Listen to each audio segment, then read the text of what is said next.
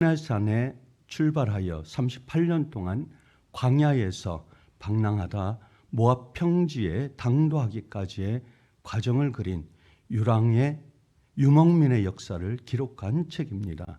이스라엘 백성이 가나안 땅의 주인이 되기 위한 연단받은 광야 생활은 가나안을 약속받은 성도들이 이 땅에서 연단과 훈련의 과정을 능히 이기고 승리해야 한다는 교훈을 주는 것입니다.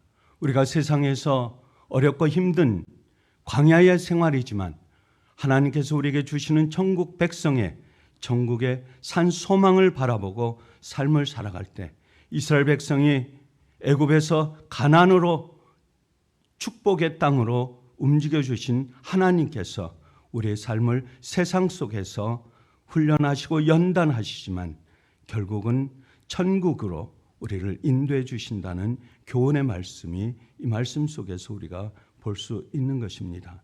민수기 6장은 나실인에 대한 규례에 대해 말씀하고 있습니다. 나실인 자신을 성결하게 한다는 말입니다. 일생을 하나님께 헌신한 사람을 말하고 있습니다. 나실인으로 사는 사람은 포도주나 독주를 금해야 합니다. 그리고 나실인의 서약으로 하나님께 정결하게 하는 의식을 드리는 것입니다. 그리고 오늘 본문은 하나님께서 모세를 통하여 제사장인 아론과 그의 아들들과 이스라엘 자손들을 축복하는 말씀을 기록하고 있습니다. 축복할 수 있는 특권은 제사장들에게만 주어진 것은 아닙니다. 구약 성경을 보면 제사장과 선지자만이 아니라 아버지들도 자식을 위하여 축복 기도를 하였습니다. 창세기 27장을 보면 이삭이 야곱을 축복하였습니다. 창세기 48장 49장을 보면 야곱이 자신의 아들들과 손자들을 축복하는 장면을 묘사하고 있습니다. 그렇다면 오늘 우리가 살고 있는 신학시대 현대사회는 누가 축복 기도를 할 수 있겠습니까? 하나님의 사람이라면 누구나 축복 기도를 할 수 있습니다. 왜냐하면 하나님의 사람은 누구나 축복 기도를 할 수 있다고 말씀하고 있습니다. 베드로전서 2장 9절 말씀에 너희는 택하신 족속이요 왕 같은 제사장들이요 라고 말씀하고 있습니다. 하나님의 사람은 누구나 왕 같은 제사장이기 때문입니다. 그래서 우리는 축복할 수 있고 축복을 나눌 수 있습니다. 특별히 부모는 가정의 제사장입니다. 그러므로 목회자가 회중을 축복하는 것처럼 부모는 가정의 제사장으로서 자녀를 축복할 수 있는 특권을 가지고 있습니다. 그러므로 모세와 아론이 이스라엘 백성들을 축복하였듯이 이삭이 야곱을 축복한 것처럼 우리 예수님이 어린 아이들을 품에 안고 축복하신 것처럼 마땅히 우리 부모는 영적인 제사장으로 우리의 자녀들을 축복해야 하고 축복할 수 있는 것입니다. 저도 2주 전에 우리 손자가 돌을 맞았습니다. 예배드리면서 그 어린 생명에게 축복을 해줬습니다. 하나님께서 그 어린 생명을 통하여 영광 받으시고 어린 생명을 통하여 어렸을 때부터 하나님의 축복으로 삶을 살아가는 그는 세상 속에서 어둠에 있지 않을 것이요 고통 속에 있어도 그것을 견뎌갈 것이요 세상에 어떠한 어려움과 아픔과 힘든 것이 올 때에 하나님의 말씀으로 신앙이 그들을 견고하게 지켜줄 것이라고 하는 것입니다. 자녀를 위한 가장 확실한 투자는 바로 우리가 자녀를 위해 기도해 주는 것입니다. 기도하고 축복해 주는 것입니다. 하루에 한 번씩 우리 자녀를 말씀으로 축복하는 것입니다. 이것이 우리의 물질도 해결할 수 없습니다. 어떠한 권력도 해결할 수 없습니다. 관심이 있고 마음만 있으면 우리의 신앙만 우리의 마음속에 기쁨만 그들을 향하여 기도를 해줄 수 있다. 그들을 향하여 생각할 수 있는 그런 마음만 가지면 우리는 언제 어디서나 할 수 있다고 하는 것입니다. 내가 그들에게 복을 주리라. 하나님은 모세를 통하여 아론과 그 아들들에게 이스라엘 자손을 위하여 이렇게 기도하라고 말씀하셨습니다. 그리고 이렇게 축복해야 할 내용들에 대하여 말씀하고 있습니다. 오늘 본문 27절 말씀에 보면 내가 그들에게 복을 주리라, 그들에게 복을 주리라 라고 말씀하고 있습니다. 내가 그들에게 복을 주겠다는 말씀은 하나님께서 복의 근원이라 라고 말씀하는 것입니다. 복의 근원이신 하나님께서 너희들에게, 우리 자손들에게, 우리 자녀들에게 복을 주시겠다고 하는 말씀입니다. 너희 제사장들은 나의 명령을 따라 이렇게 축복하라. 그리하면 내가 그들에게 복을 주겠다는 것입니다. 이렇게 축복하라라고 축복을 명하신 분도 하나님이시고 그 축복의 말씀대로 축복을 주겠다고 약속하신 분도 바로 하나님이시라고 하는 것입니다. 이것을 보면 하나님만이 복의 주체이시고 복의 근원이시다라는 것을 알 수 있습니다. 세상에 어떤 사람도 복의 근원이 될 수 없습니다. 권력을 가진 사람도 복을 줄 수 없습니다. 유명한 목회자라도 복을 줄 수가 없습니다. 오로지 하나님만이 복의 근원이시여 우리에게 복을 주실 수 있다고 하는 것입니다.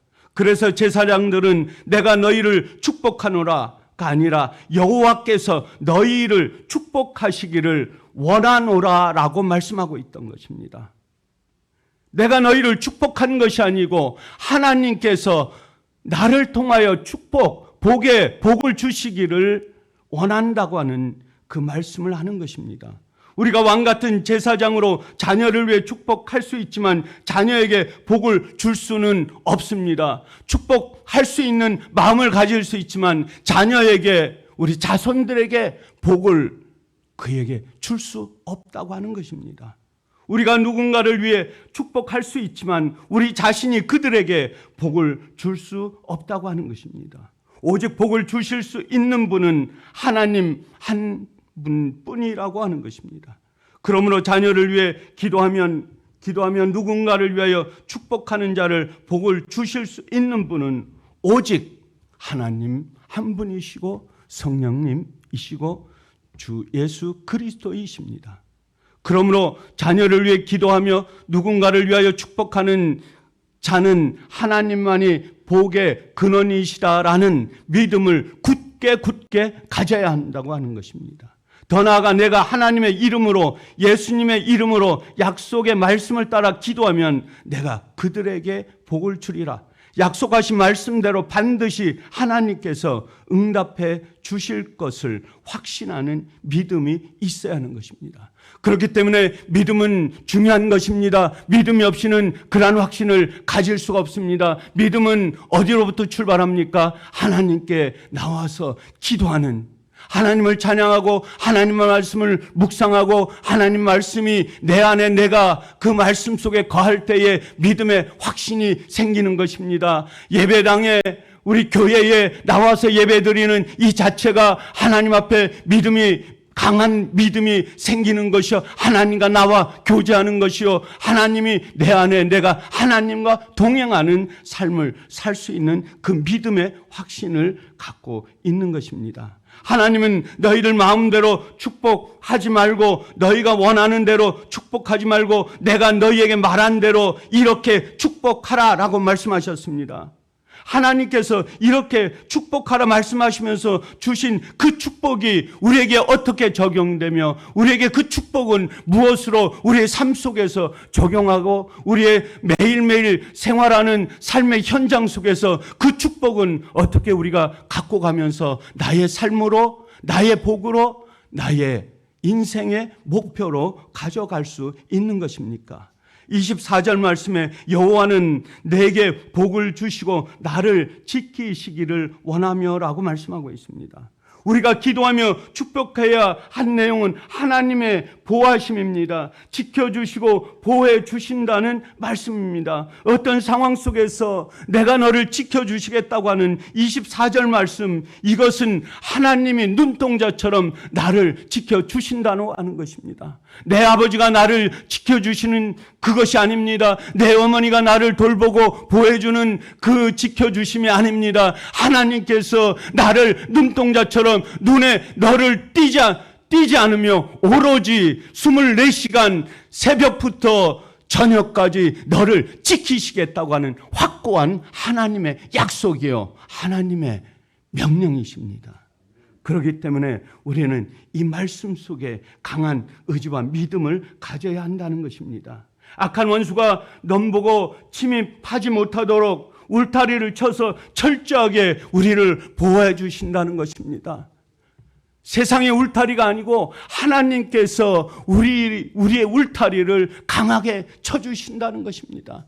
기도의 벽으로, 성령의 벽으로, 찬양의 벽으로, 말씀의 벽으로 우리 울타리를, 우리 둘레를 강하게 어둠이 오지 못하도록 쳐주시겠다고 하는 확신입니다. 악한 세력과 가난과 재앙과 각종 질병과 전쟁으로부터 지켜주신다는 말씀입니다.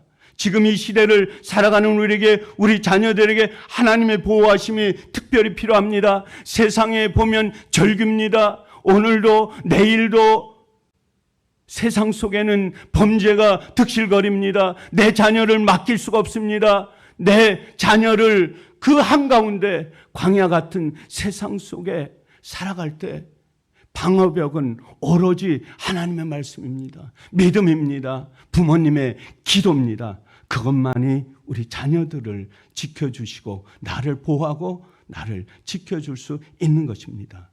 하나님께서 복을 주셔서 내 자녀들 눈동자처럼 지켜주시도록 우리는 기도하고 주님 앞에 머리를 숙여야 하는 것입니다. 두 번째로 25절 말씀에 보면 여호와는 그의 얼굴을 내게 비추사 은혜 베푸시기를 원하며라고 말씀하고 있습니다. 여기에 은혜가 나옵니다. 은혜란 말씀이 뭡니까? 하나님의 한량한 한없으신 하나님이 일방적으로 우리를 100% 사랑하고 우리에게 주시는 하나님의 복이라고 하는 것입니다. 아무런 자격이 없음에도 불구하고 조건 없이 베풀어 주시는 하나님의 놀라운 긍휼과 하나님의 놀라운 사랑을 말하고 있습니다. 그러면 오늘 이 땅을 살아가는 사람들에게는 정말 필요하고 아주 중요한 것은 하나님의 은혜입니다. 은혜가 있으면 모든 것이 해결됩니다. 은혜가 있으면 어떤 모든 것도 견뎌갈 수 있습니다. 단지 은혜가 없기 때문에 우리 심령이 메마르기 때문에 우리 심령이 고다있기 때문에 세상 살아가는 것이 절규여 힘들 뿐입니다. 우리 마음속에 우리 심령 속에 하나님의 은혜와 사랑이 가득한다면 어떠한 것도 두려움이 없다고 하는 것입니다. 왜냐하면 우리는 하나님의 은혜 없이는 살아갈 수 없는 존재이기 때문입니다. 새벽을 마치고 세상에 나아갈 때에 세상의 어떤 것도 우리를 돌봐주지 않습니다. 오늘 주신 이 말씀이 우리를 지켜가고 우리를 인도하고 오늘 하루의 삶을 살아가는 놀라운 힘이 될 것이라고 하는 것입니다.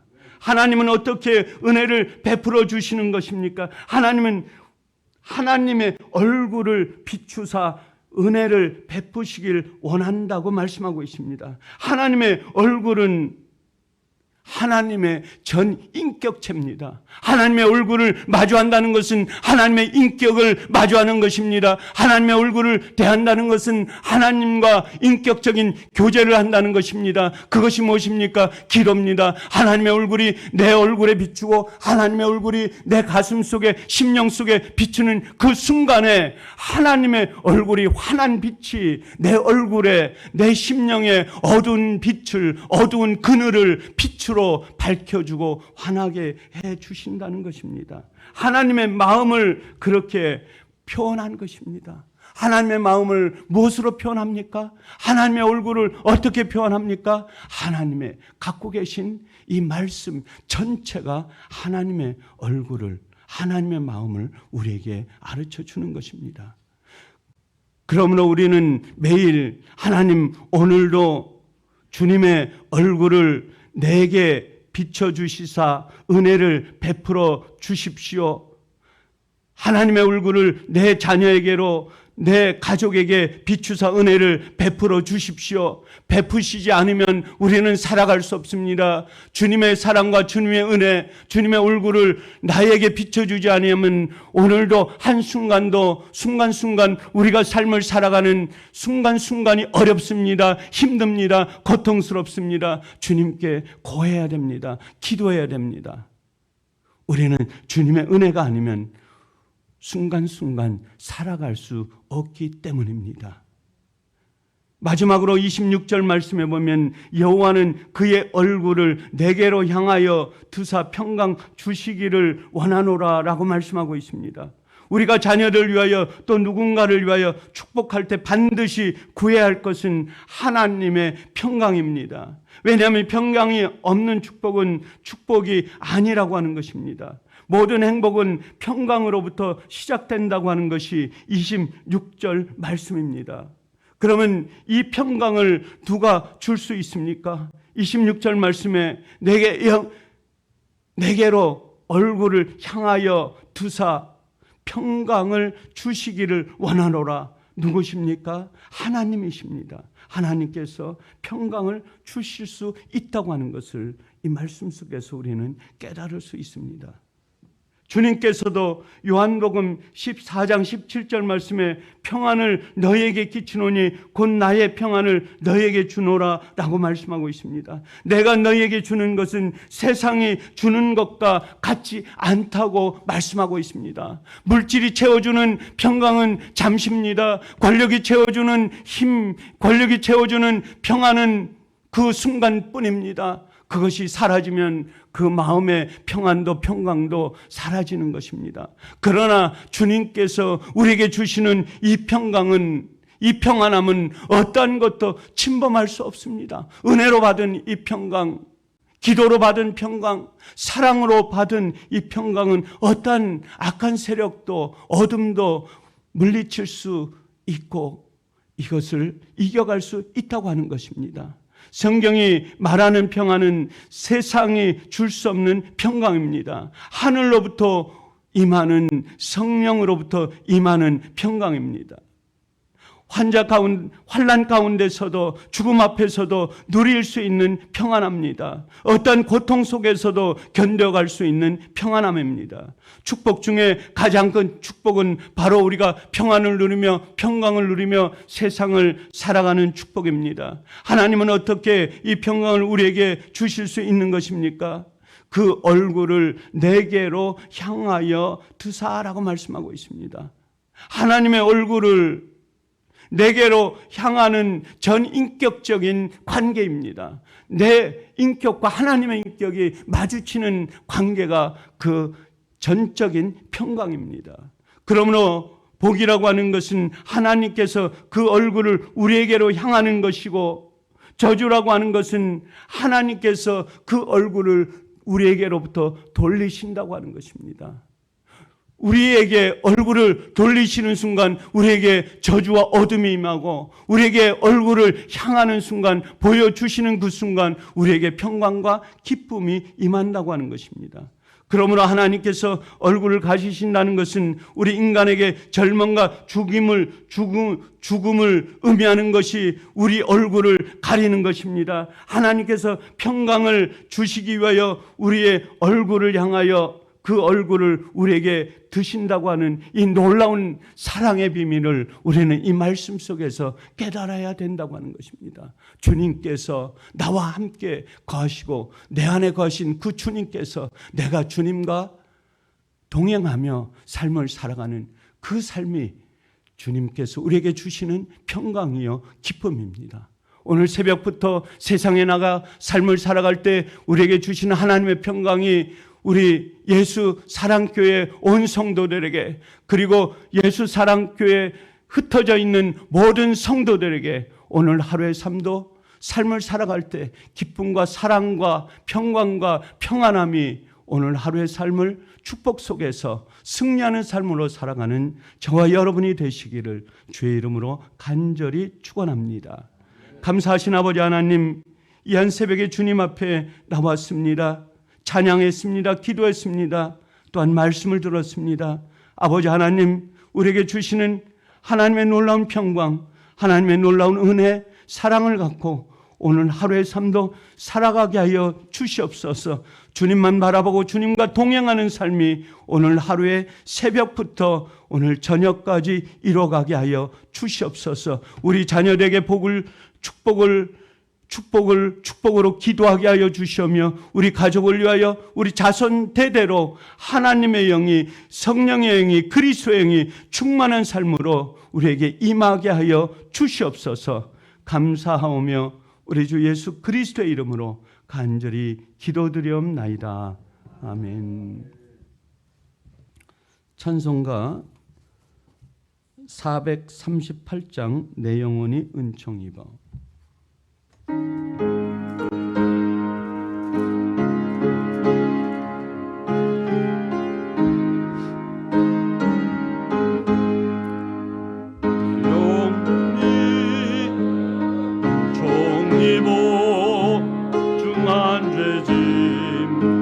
걷고 보니 슬픔 많은 이 세상도 천국으로 하도다.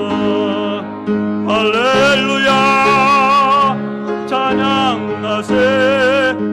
내 모든 죄 사함받고 주와 동행하니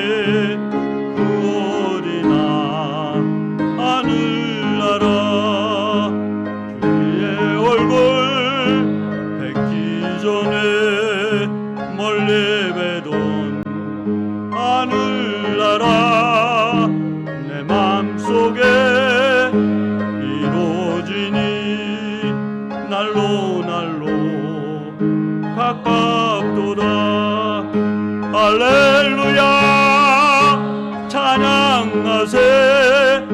내 모든 죄 사함받고 주 예수와 동행하니 그 어디나 하늘나라.